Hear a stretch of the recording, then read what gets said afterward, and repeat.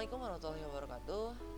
Perkenalkan, nama saya Cecep Saifullah dengan NIM 2003133343. Saya dari Fakultas Ekonomi Bisnis, Prodi Manajemen.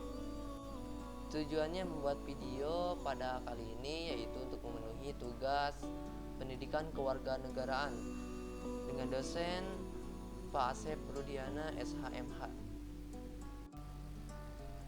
Dengan materi yang akan dibahas yaitu mengenai identifikasi masalah kasus-kasus penistaan agama di Indonesia. Terus landasan yuridis Pancasila dan UUD 1945. Terus menyikapi kita sebagai umat beragama terhadap kasus penistaan agama sesuai hukum. Penyebab kejahatan penistaan agama adalah kegagalan pembinaan agama, lemahnya penegakan hukum, munculnya pembela penista agama, media tidak berpihak kepada agama yang dinista, dan sedangkan penanggulangannya kejahatan penistaan agama yaitu preventif, usaha pencegahan, represif, usaha penanggulangan, reformatif, pembinaan. Akibat dari peristiwa penistaan agama tersebut menyebabkan kejahatan sosial sehingga warga kesal dan marah dengan pelaku kelompok aliran tersebut. Seperti kasus yang dilakukan oleh Joseph Paul-Jeng yang mengatakan dirinya mengaku sebagai Nabi ke-26 dan juga mengatakan bahwa Nabi ke-25 itu sesat dan Nabi cabul. Dalam kutipan tersebut, Paul-Jeng telah melanggar pasal KUHP pasal 156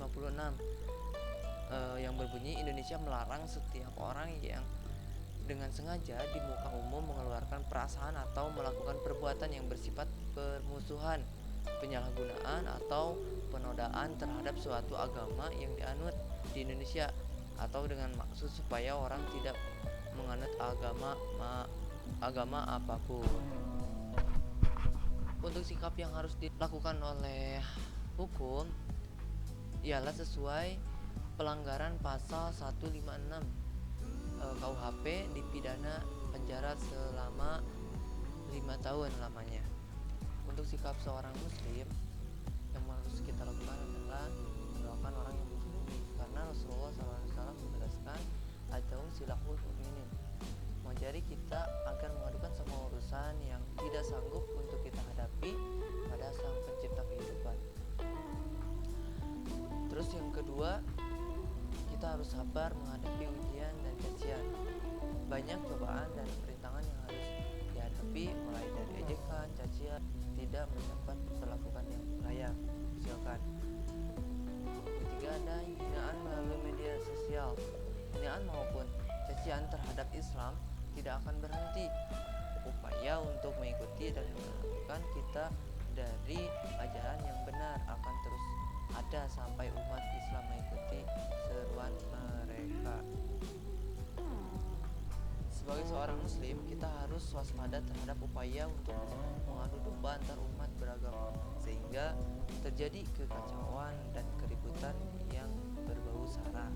Untuk itu, kita sebagai muslim harus bisa menahan diri, menjaga keamanan dan ketentraman serta kepada aparat keamanan agar selalu sigap mencegah keributan yang dapat menimbulkan pertikaian yang membara.